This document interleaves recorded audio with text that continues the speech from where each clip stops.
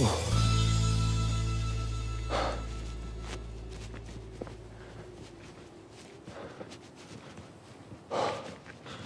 Bayağı da uzakmış ya.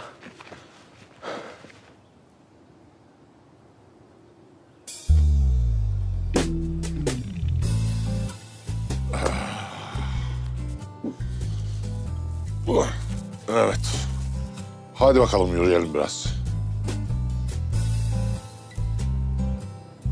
Evet. Komutan yürüyüşe çıkıyor galiba. Zamanlamam süper. Hadi yine iyisin İlyas. Bakalım Ayça beni görünce ne yapacak?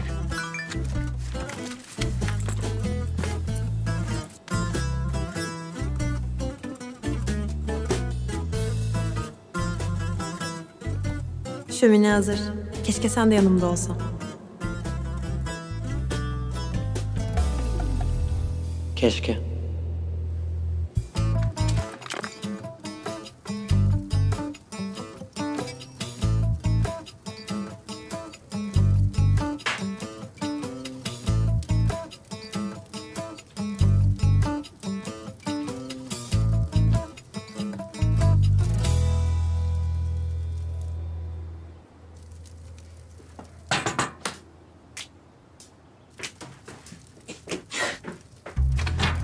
İlyas, Doğum günün kutlu olsun.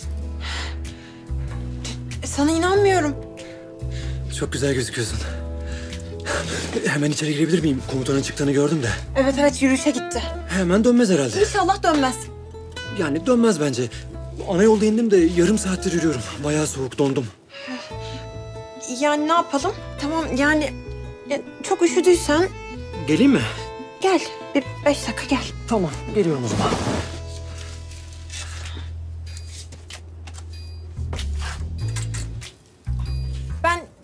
Ben sana bir çay koyayım. Tamam.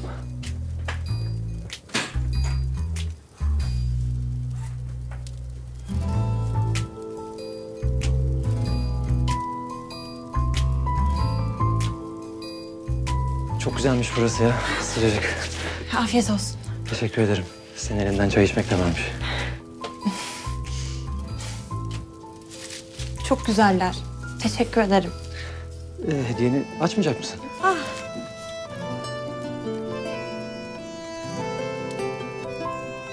Termosum da çok güzel. Çok sağ ol. Beğenmene sevindim. Peki böyle bir sürpriz yapmamı beğendin mi? Ya çok güzel, çok tatlı ama çılgınlık değil mi sence de bu biraz İlyas? Biraz öyleyim galiba. Hele konu sen olunca. Nasıl izin aldın peki? Komutanlarım sever beni sağ olsunlar. Yani hallettim bir şekilde işte.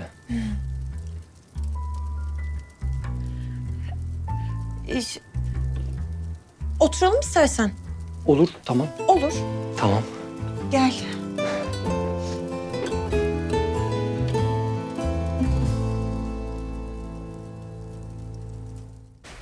Hediyeni beğendin mi? Çok beğendim. Çok tatlısın. Sen de öylesin. Yani böyle dağa tırmanışa gidiyorsun ya. O sıcak sıcak orada çayını kahveni içersin diye düşündüm. Bir de belki bir şeyler içerken beni düşünürsün. Ben hep seni düşünüyorum ki. Öyle mi? Sen? Ben. Yani ne yapıp edip izin alıp buralara kadar geldiğime göre galiba ben de hep seni düşünüyorum. Yani biraz şaşırdım. Ama çok hoşuma gitti. Seni mutlu etmek benim de hoşuma gidiyor. Neden? Oğlum geliyorum. Babam kalk. Kalk. Kalk bir şeyler yap. İlyas git. Ne yapacağım ben? İlyas git bir yere git İlyas. Dışarı mı çıksam? İçeri gireyim. İlyas bir şey yap. Burası da olmaz. Geldi. Montum kaldı Git, onu alayım git, hemen. Bir yere gir. Ayça ne yapacağım ben? Ne yapacağım ya? Yukarı çıkıyorum ben.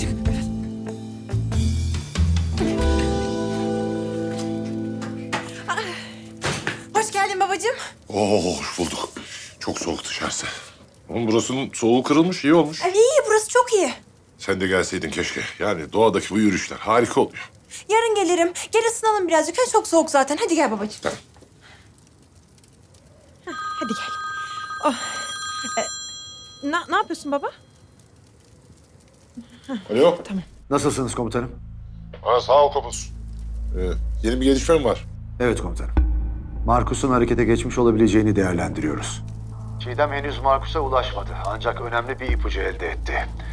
Markus'un son bulunduğu evde yaptığı incelemede... Komutanım? Alo komutanım. Kopuz? Alo. Şarjı bitmiştir.